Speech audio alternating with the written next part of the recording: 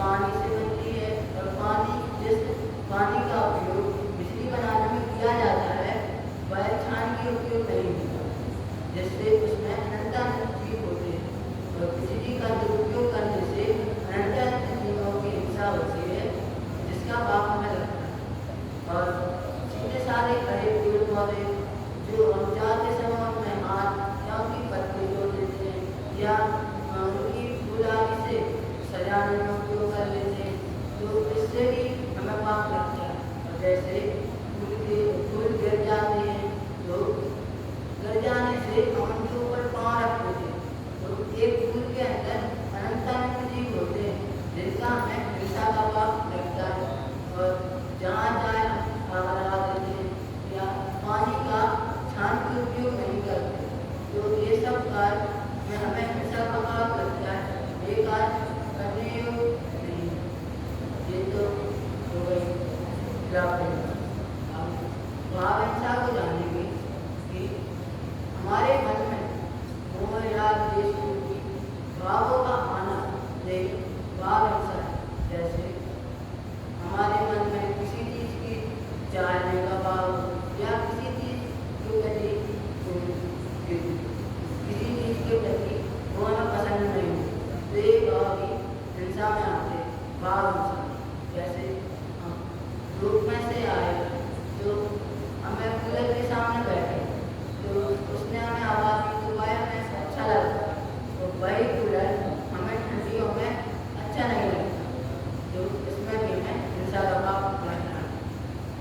रावण हिंसा के 4 भेद बताए गए हैं: संकल्प हिंसा, आरंभ हिंसा, उद्योगी हिंसा और क्रोधी। संकल्प पूर्वक की गई हिंसा को संकल्प हिंसा कहते हैं। जैसे कोई विद्यार्थी आगे बैठा है कक्षा में और कोई पीछे वाला विद्यार्थी आगे वाले विद्यार्थी को 2-3 मार दे और फिर पीछे चले जाए, उसी समय अध्यापक आ जाए तो आगे वाला विद्यार्थी अपने मन में सोचेगा कि होने देना, उसको तो हम मारेंगे, ऐसा संकल्प करता है अपने मन में कि उसको हम मारेंगे, उसने हमें कैसे मारा, ऐसा संकल्प करना ही संकल्प हिंसा। आरंभी हिंसा घर गृहस्थी आदि में की गई हिंसा को आरंभी हिंसा कहते हैं। जैसे हम अपने घर में बिना देखे ही झाड़ू लगा देते या जीव हो जाते हैं, कपड़ों को धो देते हैं, इत्यादि कई वस्तुओं में हम हिंसा करते हैं, तो वह हिंसा आरंभी हिंसा कहलाती है। और जैसे भोजनशाला में कई सारी चीज़ों में जीव उत्पन्न हो जाते हैं, तो उनके जो हिंसा का पाप लगता है वह विरोधी हिंसा कहलाती है, आरंभी हिंसा कहलाती है। अब हम उद्योगी हिंसा को जानेंगे। उद्योगी हिंसा क्या है? व्यापार, दुकानदार इत्यादि में की गई हिंसा को हम उद्योगी हिंसा कहते हैं। जैसे हम दुकानों में बोरी रख देते हैं, उसके नीचे जीव हो जाते हैं, उनको बिना देखे बोरी को खिसका देते हैं, जिससे जीवों की हिंसा होती है। और कई सारी चीज़ों में बहुत छोटे छोटे जीव उत्पन्न हो जाते हैं, जबकि हम बिना देखे ही हिंसा कर देते हैं, वह हिंसा उद्योगी हिंसा कहलाती है। अब हम अंतिम हिंसा विरोधी हिंसा को जानेंगे कि धर्मांतर या परिवार धर्म पर हुए आक्रमण के प्रति रक्षा के द्वारा की गई हिंसा को हम विरोधी हिंसा कहते हैं। जैसे कोई हमारे धर्मांतर, धर्म, परिवार इत्यादि पे आक्रमण करे तो उनकी रक्षा के लिए हमारे द्वारा जो हिंसा होगी वह विरोधी हिंसा कहलाएगी। अब इस हिंसा को कैसे त्यागें? तो हिंसा को त्यागने के लिए गुणियाल अहिंसा व्रत धारण करते हैं। तो ये अहिंसा व्रत क्या है? तो अहिंसा व्रत हिंसा से तो आप परिचित हो गए, तो इस हिंसा का एक देश त्याग करना, स्थूल त्याग करना ही अहिंसा व्रत कहलाता है। और अहिंसा व्रत धारण करना अति आवश्यक है। इस अहिंसा व्रत के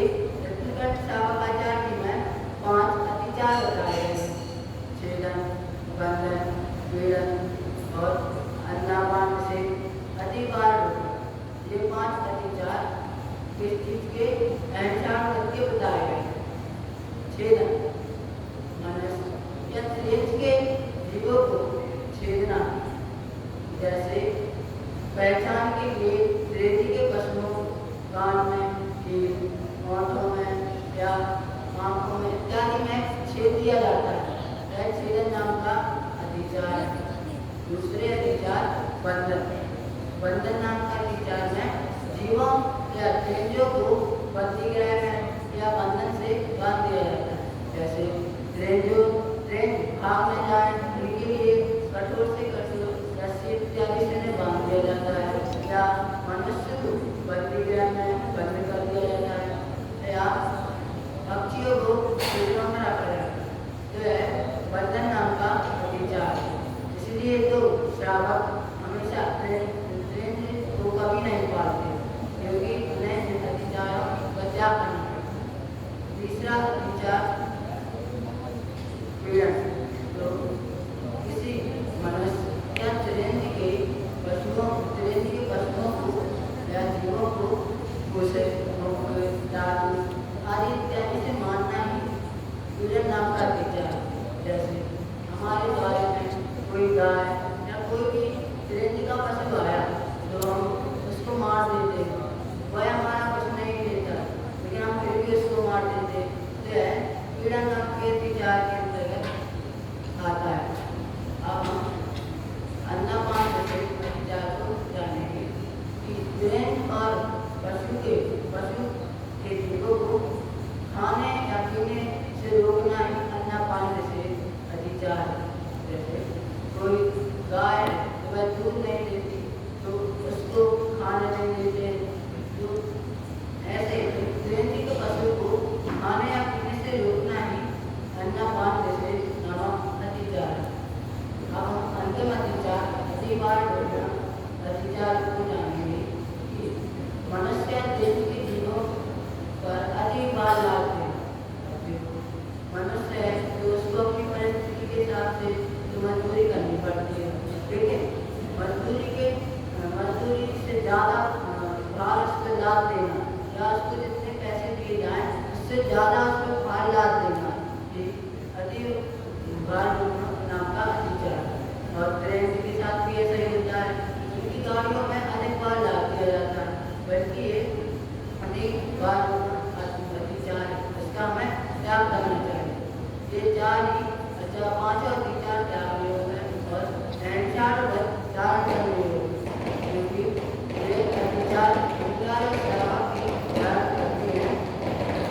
अब इसमें जयपुर में जन्म मिला है जिसमें हमेशा कहा जाता है अहिंसा परम धर्म, अहिंसा ही परम धर्म है। अहिंसा ही परम धर्म है, क्योंकि हमें हिंसा को त्यागना चाहिए।